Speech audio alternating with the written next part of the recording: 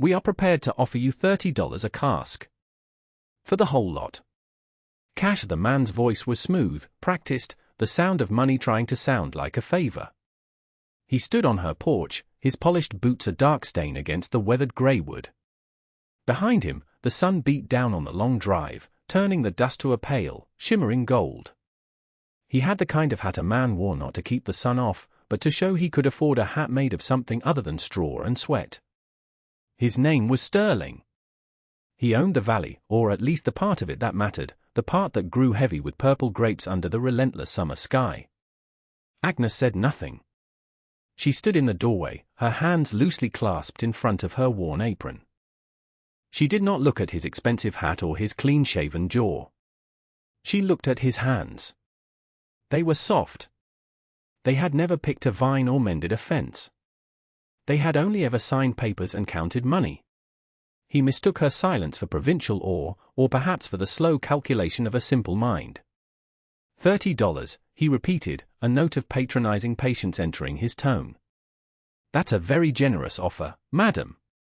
More than fair for a local curiosity. He gestured vaguely toward the barn, toward the quiet, sleeping heart of her entire world. He thought he was buying vinegar. He had no idea what he was asking for. He had no idea that he was standing on the spot where his own arrogance had, years ago, planted a seed. She finally raised her eyes to his. They were clear, calm, the color of a winter sky. They held no anger, no triumph, only a deep, settled quiet. The price, she said, her voice even and low, is $50. And you will refer to it by its name. Aceto balsamico di San Joaquin. Not curiosity, not vinegar, you will say its name. Sterling's mouth opened slightly, the practiced smile faltering. He looked from her placid face to the dusty yard and back again, a flicker of confusion in his eyes. He seemed to be searching for a memory, an explanation for the unnerving certainty in this poor widow's gaze. He didn't find it. He couldn't. The memory wasn't his to hold. It was hers. 5 years earlier, the silence had been the loudest thing on the farm. It was a thick, suffocating blanket that the August heat pressed down into every corner of the small house, into the barn, into the very soil. It was the silence left behind by a good man's heart giving out in the middle of a field, leaving nothing but a half-plowed row and a world of unfinished sentences. Thomas was gone. And with him, the sounds Agnes had come to know as life itself, the steady clump of his boots on the porch, the low whistle as he mended tack, the quiet murmur of his voice as he read to her by lamplight. Now, there was only the buzz of flies and the creak of a dry hinge in the wind. The farm was all she had left of him, and it was a ghost. The fences sagged. The well handle groaned with a thirst she felt in her own throat. The land itself seemed to be holding its breath, waiting for a command she did not know how to give. Thomas had understood its language, its sighs and whispers. He would walk the perimeter every evening, a hand trailing over the top rail of the fence, reading the story of the day in the dust and the dry grass. The earth wastes nothing, Agnes, he used to say, his voice a low rumble. Only we do now. His words were just another part of the silence, echoes in a life that had become an empty room. Her brother-in-law, Jacob, came on a Sunday, his own farm's prosperity clinging to him like fine dust. He was a practical man, a man who saw the world in columns of profit and loss. He did not see a home, he saw an asset, and a poorly performing one at that. He sat at her kitchen table, a place Thomas had built with his own hands, and he laid out her ruin for her like a set of grim tarot cards. "Agnes, you have to be sensible," he began, his voice laced with the kind of pity that feels more like a judgment. "This is no place for a woman alone. The debt to the bank, the fields need a man's hand.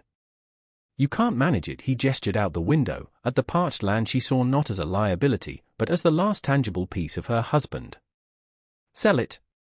Sterling is buying up all the buffer properties around his vineyard. He'll give you a fair price. You can move into town. It would be respectable." Every word was a small, sharp stone. A man's hand. Sensible. Respectable. He was telling her that her life, as she knew it, was over. That she was now a problem to be managed, a loose end to be tied up. She stared into her cup of chicory coffee, watching the dark liquid tremble. "This is my home, Jacob," she whispered, the words feeling thin and useless against his certainty. "It was your home," he corrected, his voice softening into what he thought was kindness. "It was Thomas's life. It can't be yours. You don't have the strength." He didn't mean strength of body. He meant strength of will, the kind of hard, unyielding grit required to stare down a drought, a blight, a banker. He looked at her, a grieving woman in a faded dress, and he saw only weakness. He saw a liability. He did not see the core of iron that grief was slowly forging within her. She didn't see it yet either. She just felt the cold, heavy weight of it in her belly. She listened to him talk about prices and deeds, and all she could hear was the screaming of the silence. She did not agree to sell. She did not refuse. She just sat there, quiet, until he finally sighed, patted her hand, and left her alone in the wreckage. The insult arrived a week later. It came not with a shout, but with the rumble of a heavy wagon and the braying of tired mules. It was a hot, still afternoon. The air was thick with the smell of dust and dry heat.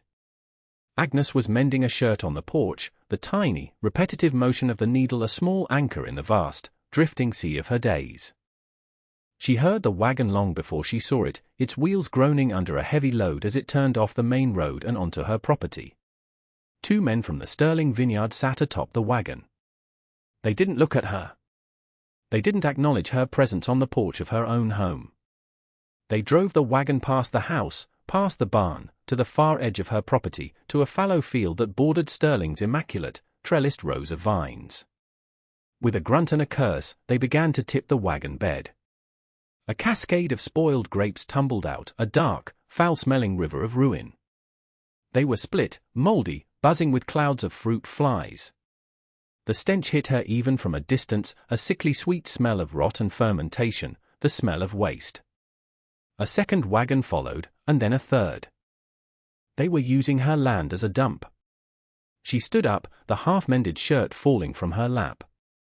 She walked slowly, deliberately, down the porch steps and across the yard. Her shadow stretched long and thin in front of her. The men worked methodically, ignoring her approach. They were just following orders. To them, this was just a piece of dirt owned by a poor widow. It was nothing. She was nothing. Finally, one of them glanced at her, wiping sweat from his brow with the back of a dirty glove. "Mr. Sterling's orders," he said, his tone flat, daring her to object. "Said this patch is useless anyway. Said you wouldn't mind. Said you wouldn't mind." The casual, crushing dismissal of it. They hadn't asked. They had assumed. They had looked at her life, and decided she was a person to whom things could be done without consequence. She stood there, the sun beating on her head, and stared at the mountain of rotting fruit. It was a monument to their contempt. Her neighbors, the ones who had offered condolences and casseroles a month ago, now watched from their own properties, their faces impassive.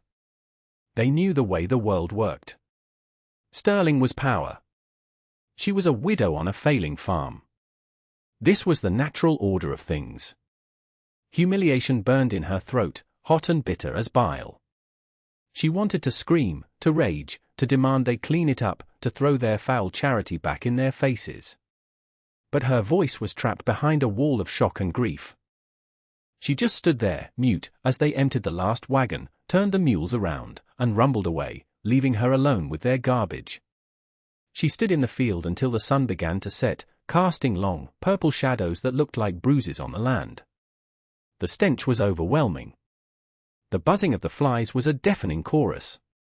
And in that moment of profound degradation, a memory of Thomas's voice surfaced, clear and steady as a bell in the silent ruin. "The earth wastes nothing, Agnes. Only we do." She looked at the pile of refuse. It was waste. It was garbage. It was what a rich man threw away. But it was also fruit. It was sugar. It was potential. It was the gift of the earth, soured by neglect. Only we do. A strange calm settled over her. The fire of her humiliation did not die out, it banked, transforming into a different kind of heat. A slow, steady, determined burn. They had meant to bury her in their contempt. They had no idea what they had just given her. She turned and walked back to the barn, her steps no longer hesitant. She was looking for a trough. She was looking for a pot. The silence on the farm was finally broken by the sound of a woman getting to work. The work was brutal, a penance performed under the mocking sun. She dragged the old salting trough out from the darkest corner of the barn, scrubbing it clean of a decade of grime and dust until the wood grain showed, pale and thirsty. Then, bucket by painful bucket, she began to haul the grapes.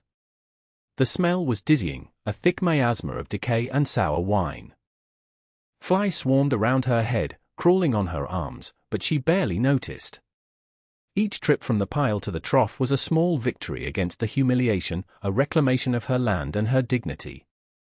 She worked until her back screamed and her hands were stained a deep, bruised purple. When the trough was full, she hitched up her skirts, took a deep breath, and stepped in. The squelch of the ruined fruit under her bare feet was repellent, a cold, slimy embrace. But as she began to tread, the rhythm took over. Stomp, turn, stomp, turn. It was an ancient dance of creation, a raw and primal act. She was not just crushing grapes, she was crushing her grief, her helplessness, her rage. She was pressing it all down, transforming it into something new. The juice, thick and muddy, rose around her ankles. By nightfall, she had a trough full of dark, unholy-looking must. The next stage required fire. She wrestled the massive copper kettle, the one her mother had used for canning and her grandmother for rendering lard, out onto the packed earth of the yard. It took all her strength to heave it onto a tripod of heavy stones. All night, she fed the fire, the flames licking at the blackened copper, turning her face a ghostly orange in the darkness. She strained the must through cheesecloth, a slow, sticky process, and poured the juice into the kettle. And then she waited. She sat on a small stool wrapped in one of Thomas's old coats against the night's chill, and watched it boil. The liquid had to be reduced by more than half, a slow, careful simmering that could not be rushed. The air filled with a new smell, no longer just of rot, but of something sharp and sweet, a complex aroma of caramelizing sugars and fruit. It was the smell of change.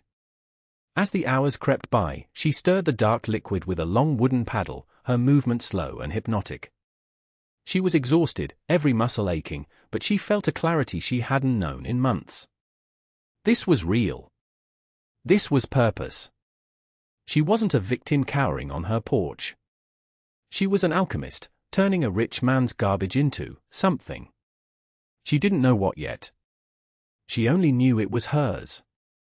She remembered fragments of stories her own grandfather, an immigrant from the old country, used to tell. Stories of a dark, sweet syrup made from cooked grapes, aged for years in wooden barrels until it became a treasure.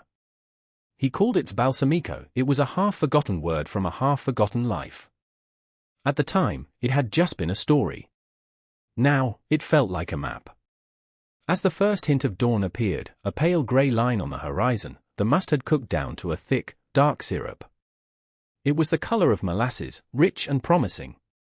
Carefully, she ladled the hot liquid into demijohns to cool. She had completed the first step. She looked at her hands, purple-black and raw. They were not the hands of a helpless widow. They were the hands of a creator. The road ahead was a mystery, a long, dark tunnel of time and patience, but for the first time since Thomas died, she felt she was walking, not just being pushed. The attic of the small farmhouse became her sanctuary. It was hot in the summer, cold in the winter, and smelled of old wood, dust, and forgotten memories. It was here she would begin the real work, the slow, silent conversation with time. Her grandfather's stories had been vague on the details, but he had been clear about one thing: the wood was everything. The syrup had to live in a series of barrels, a bacteria, moving from one to the next over the years, taking on the character of the wood as it aged and concentrated. She had no such thing. The farm's cooperage consisted of a few leaky water barrels and a cracked pickle cask. Her search led her to Burton, the town's barrel maker. He was a man made of wood dust and skepticism, his hands gnarled like old oak roots. He worked in a cavernous shop that smelled of sawdust, sweat, and char.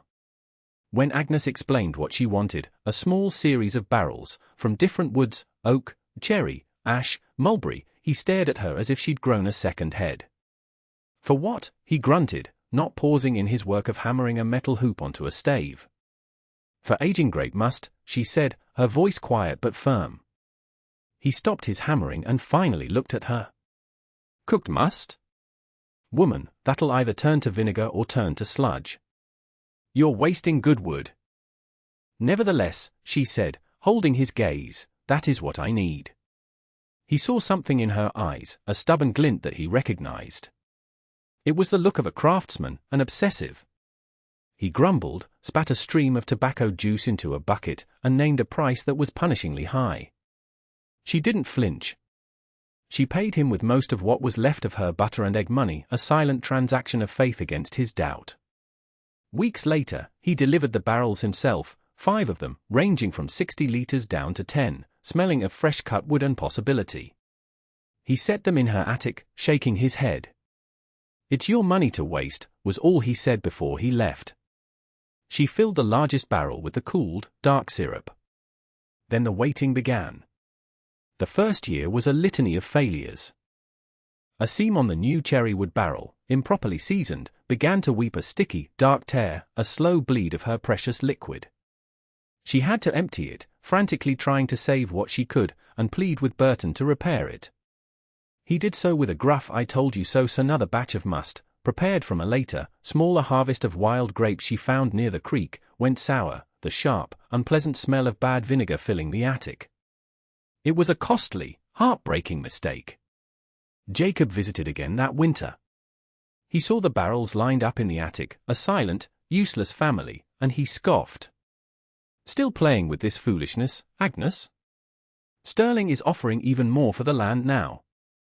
You're sitting on a gold mine and trying to make syrup in the attic like a child. The condescension in his voice was a physical blow. He saw her work not as a desperate gamble for a future, but as a woman's whimsical hobby, a distraction from the serious business of men and land deeds. His words echoed in the cold, silent attic long after he was gone. Doubt became a constant companion, a cold shadow that whispered to her in the long, lonely nights. Every creak of the house, every howl of the wind, sounded like a confirmation of her failure. She was alone, chasing a ghost of a memory, turning her last few dollars into what everyone else saw as madness. The seasons turned, marking time in a way the town clock never could. Summer's oppressive heat gave way to the crisp, melancholic beauty of autumn, then the deep, binding cold of winter, and finally, the tentative, muddy promise of spring. Inside the attic, another, much slower calendar was being observed. The life of the farm fell into a new rhythm, one dictated by the needs of the barrels. Agnes's existence became a cycle of patient, repetitive ritual. Once a year, in the dead of winter when the liquid was dormant, she would perform the traversai, the delicate transfer. She would draw off a portion of the concentrated liquid from the smallest, oldest barrel for her own use, a dark, viscous, intensely fragrant syrup that was slowly becoming something extraordinary. Then, she would top up that smallest barrel with liquid from the next largest, and that one from the next, all the way down the line, until she finally topped up the largest barrel with the freshly cooked must from the last harvest. It was a slow, careful process, a prayer against spillage. Each barrel gave and received, a quiet communion that bound them all together.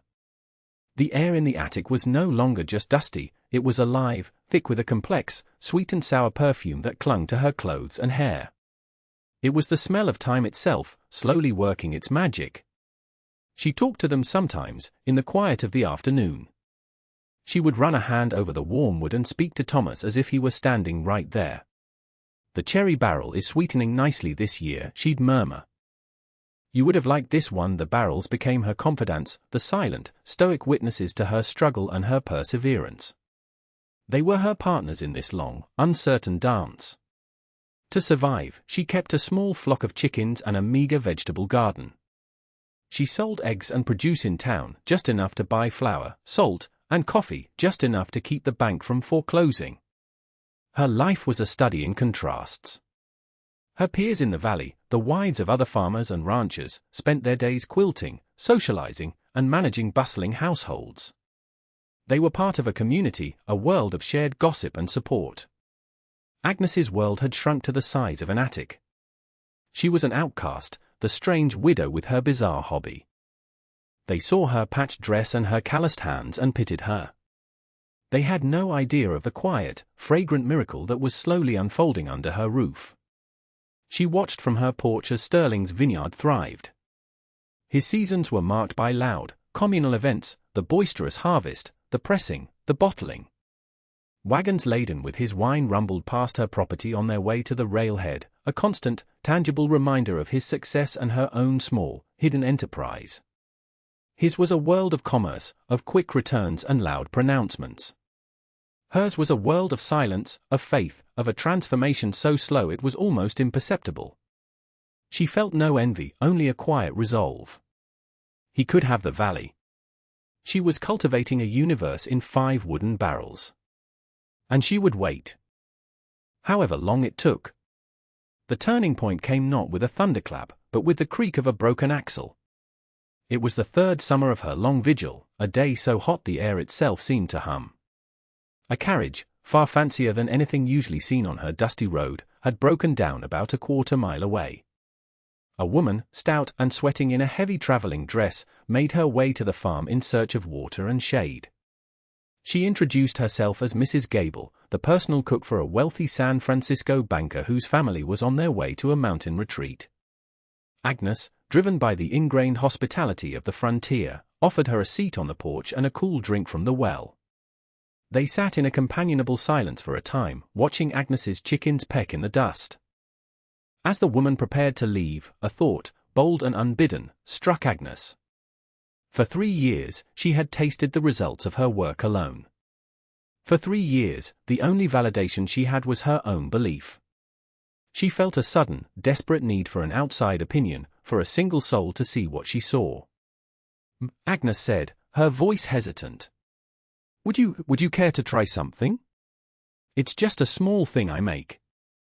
Mrs. Gable, likely expecting jam or a biscuit, politely agreed. Agnes disappeared into the house and returned not with a jar, but with a small, clean spoon. On it rested a single, perfect drop of her oldest balsamic. It was nearly black, with the viscosity of warm honey. It gleamed in the sunlight like a drop of polished obsidian. She offered it to the cook without a word. Mrs. Gable took the spoon, her expression one of polite indulgence. She put it in her mouth. And then, everything changed. Her eyes, which had been dull with heat and fatigue, widened in astonishment. She did not speak for a full 30 seconds. She closed her eyes, and her face was a canvas of shifting expressions, surprise, confusion, profound pleasure. She swallowed, opened her eyes, and stared at Agnes as if seeing her for the first time. "In God's name," she whispered, her voice filled with a reverence that stunned Agnes into silence. "What is that?" "It's a kind of aged vinegar," Agnes managed to say, the words feeling woefully inadequate. "Vinegar?" Mrs. Gable shook her head, a slow, emphatic motion. "My dear woman, that is not vinegar. That is. I don't know what that is. It's like tasting a memory of every fruit you've ever eaten, all at once. It's sweet, it's sharp, it's gold." Liquid gold. She looked at the spoon, then back at Agnes, her professional curiosity now fully ignited. "Where did you buy this?" "I didn't buy it," Agnes said softly. "I made it. From grapes." The cook's jaw dropped. She looked around at the humble farm, at the woman in the faded apron, and a look of deep, professional respect dawned on her face. This was not the work of some rustic hobbyist. This was the work of an artist. "You must sell me some," she said, her voice no longer asking, but insisting. "I don't care what it costs. My employer, he must taste this." Agnes, trembling slightly, filled a small medicine bottle with the precious liquid. Mrs. Gable pressed a $10 gold piece into her hand, an amount so ludicrously large for the tiny bottle that Agnes nearly refused. It was more than she made in 2 months from her eggs. "Write to me when you have more," the cook commanded, scribbling a San Francisco address on a scrap of paper. "Whatever you can spare." As the repaired carriage finally rumbled away, Agnes stood on the porch, the heavy gold coin cool and solid in her palm. It wasn't the money that mattered. It was the look in the cook's eyes. It was the word she had used, gold. For the first time, someone else had seen it. The doubt that had been her constant companion for 3 long years finally began to recede, starved by the bright, sudden light of validation. Mrs. Gable was true to her word. A month later, a letter arrived, bearing a San Francisco postmark. Inside was a breathless note of praise from the cook and a much more formal, but equally enthusiastic, letter from her employer, the banker. He called her balsamic an Epicurean revelation and included a postal order for a sum that made Agnes sit down hard on the porch steps. He wanted 2 bottles, and he wanted to know when he could have more. That first order was a beginning. It was a crack in the dam of her isolation. The banker served it at a dinner party.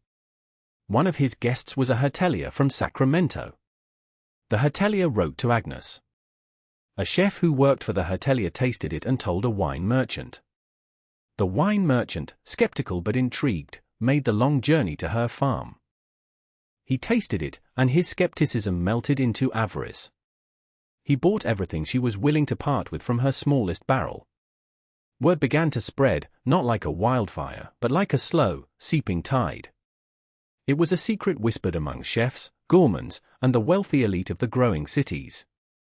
The widow's elixir, they called it, or the San Joaquin nectar. The names were romantic, mysterious, adding to the allure. They imagined a wise old crone practicing ancient arts, not a lonely, stubborn woman in a dusty attic. The trickle of income became a steady stream. First, she paid off the smaller debts, the ones to the general store and the feed supplier. Then, one crisp autumn day, she rode the wagon into town and walked into the bank. She stood before the same clerk who had always looked at her with a mixture of pity and impatience. She laid a sheaf of bills on the counter and said, "I'm here to pay the outstanding principal on the loan for the Thomas farm." The clerk's stunned silence was more satisfying than any shouted victory. She went to see Burton, the cooper. He was older, grumpier, but his eyes held a new light when he saw her. "Need more barrels?" she said, getting straight to the point.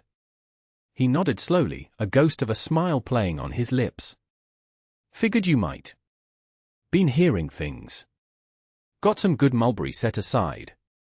And some juniper. Thought you might have a use for it." He no longer saw a fool wasting money. He saw a peer, a fellow artisan who understood the silent, sacred language of wood and time. He saw a success. Jacob heard the rumors, of course. He couldn't avoid them. He saw the fine carriage of the wine merchant parked in her yard. He heard the talk in town of the widow who was doing well for herself. He couldn't reconcile the woman he had dismissed with the quiet, solvent landowner she was becoming. He came to her house one evening, his face a mask of confusion. "Agnes," he said, bewildered, "what is it you're selling?" "People are saying, they're saying you're selling spoiled grape juice for a fortune." "Something like that," she replied, offering him no further explanation. She did not need his approval anymore. She did not need his understanding. Her success was her own, built not just from discarded grapes, but from the dismissal and doubt of men like him. It made the victory all the sweeter. And so we returned to the porch, to the morning sun and the man in the expensive hat.